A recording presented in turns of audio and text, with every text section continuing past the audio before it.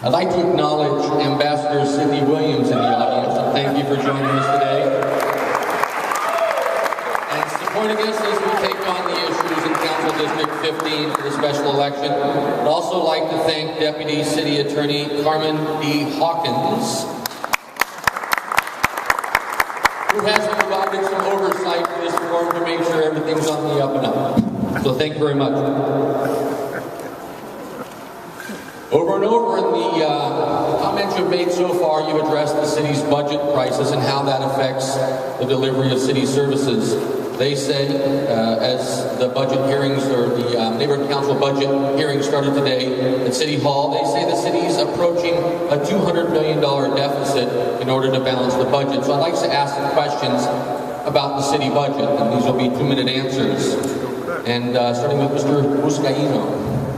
You've gone on record as saying that you believe our core services must be protected first. You define them as police, fire, and 911 services.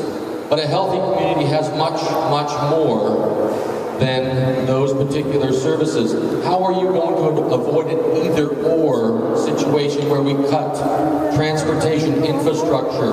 How are we going to address education and cultural affairs, all of the other elements of a great community? Sure, great question. Yes, I've been committed to public safety from day one of this campaign.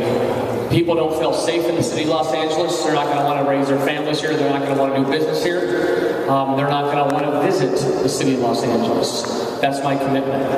I will not cut any public safety services, police and fire. In fact, I know Pat's been a champion with ensuring that we don't cut fire stations and fire services throughout the district, and I will ensure that I'll be a champion for fire services throughout this district.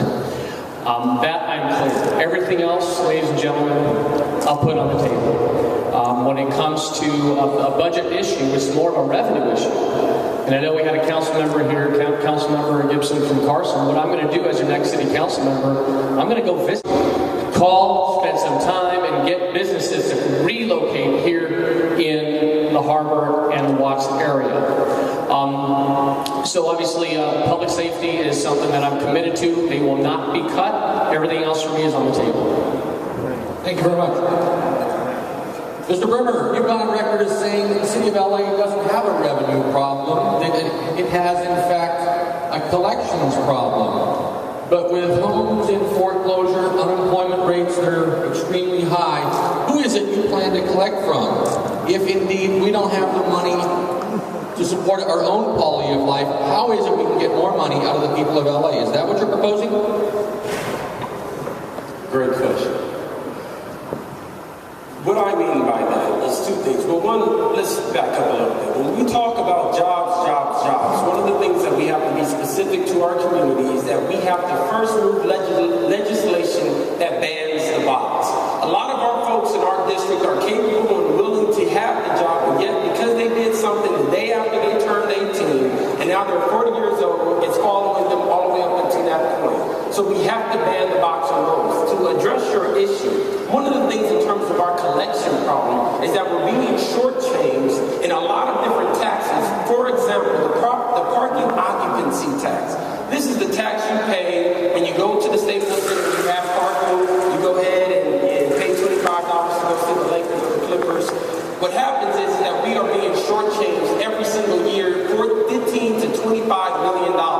That is an opportunity to collect revenue and money. There are some other folks that, again, that we have different taxes that are being shortchanged and not being collected because they have 3 to 4 different departments that they have to go to, and as a result, they get lost in the loophole. So that is one of the things that I'm implementing. No, I will not go for a BWP increase in rates because I don't believe the city has served itself to even demand an increase in anything. Again, we are not efficient enough. If we go ahead and stop printing for those brochures that most of you throw away for 1 year, we will save the city $10 to $15 million. And if I believe that if the police officers don't get to our house as fast as a parking ticket or a parking enforcer can come, then I believe there's an efficiency that can be found there, and that we can go ahead and make sure that we realize that public safety is potholes. Public safety is also that those towering Mount Everest of a sidewalk that has our seniors fall. Again, there is dangers in our communities left and right, and that we have to understand is more than just making sure that we have black and white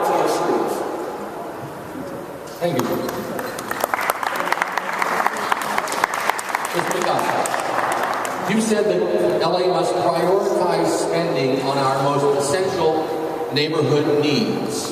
And I've seen you at City Hall during the budget hearings over the last few years. And what we see year after year is budget versus budget, if you will, as departments go head to head and compete for money.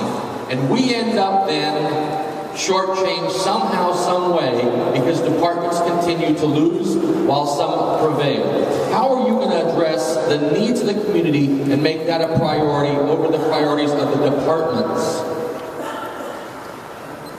That is a great point made in that question. We do see that at City Hall. We see department heads come in and fight, obviously, for their priorities, for their services, and compete against one another for that. We employees haven't done that. I have a really good history, actually, there. You know, this budget crisis has been horrible for 3 years. I would say last year, as we put together, as the city was putting together its budget, it was at its absolute worst. We union leaders, as I'm the president of the United Firefighters of Los Angeles City, Local 112, we got together and collaborated. We knew that the budget that the mayor was likely to propose would be drastic, wouldn't be prioritized properly, would include layoffs and furloughs that were unnecessary. And so we collaborated on what we called a budget for a strong Los Angeles. We showed city leaders where the what money was, what the priorities were, the kinds of cuts that could be made that made sense so that we can still provide the service. We obviously have made massive concessions, tens of millions of dollars for my co-workers alone on the fire department over these years. So we've done the things to make sure that all the service that needs to be provided can be provided. Because as I said in my in an earlier question, we can't just be a city that only has a fire department and a police department. As important as those services are, as life-saving as they are, we've got to not only provide for those, but for quality of life issues as well. And a lot of the rest of what the city does is public safety too. For instance, rec and parks, staffing our recreation centers here in South Los Angeles. Thank you. Mr. Portani, you've said that the current system of pensions is unsustainable, and the need for pension reform is inevitable. How is it that one council member sitting in a group of 15 is going to bring about some reform to the pension system, which some suggest, including yourself, is simply unsustainable? Thank you very much, Jim. That's not a good question. That's a tough question. I have not been the one that said that pensions are not sustainable. It's been brought up in reports. It's been brought up in any number of different ways relative to looking at the issue of 2015. Potentially, pensions will take up 1/3 of the budget for the city, which will have an impact on city services. For me, the issue, and I happen to be the co-chair of the Conference Committee on Budget Reform for the state of California. We just had our first hearing. The governor has come out with some ideas. I believe that the way we're going to deal with budget reform at the city level is with a scalpel, and we're going to do it surgically. If we do that now and make adjustments, make some recalculations, then we won't end up doing things with a meat cleaver or a sledgehammer down the road. My concern for pensions for city workers is that they're honest, that they're real, that we live up to our obligations relative to contracts. But I have found that also the working people and the union members of the city have come to the table, have negotiated pension reform, but we will need to do more. We have to figure out how to make this work for not just this immediate group of workers, but for the future.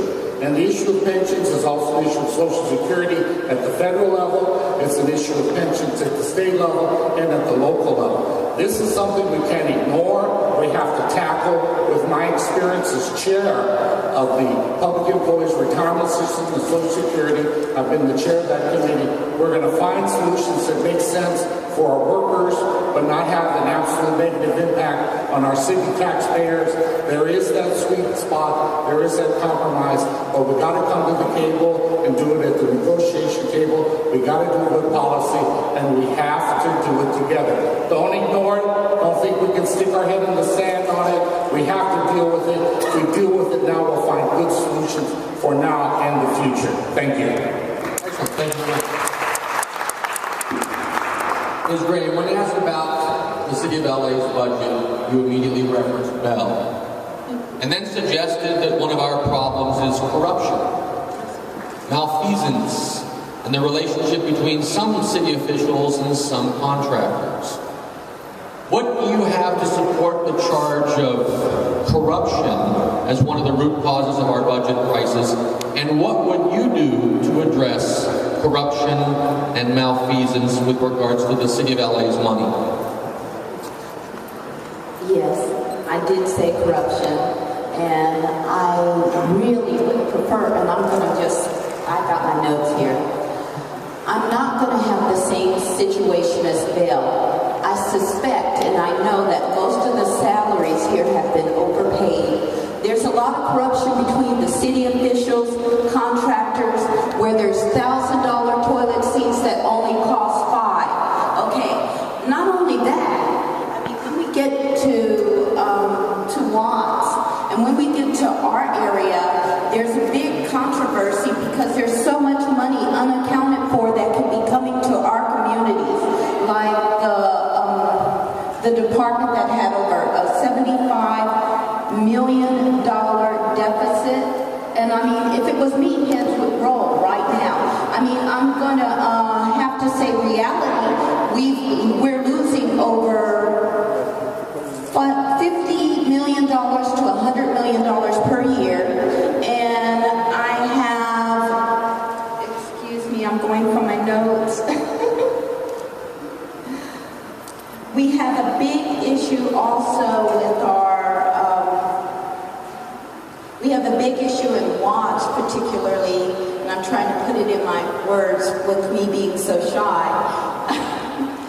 with when you talk about our jails, our mental institutions, a lot of our resources go into antiquated systems, like I said, and we're losing out. Our legal system proves to be a failure. We're just, overemphasizing, we're overspending, and it's not working. We're putting a Band-Aid on the situation, and we have gangrene. And most of our community knows that. We have about 65% of our population involved in drugs and alcohol, and no resources to even take care of that. So now, I'm going to say politicians, wake up. We're losing the battle, and you know that. Okay? Thank you very much.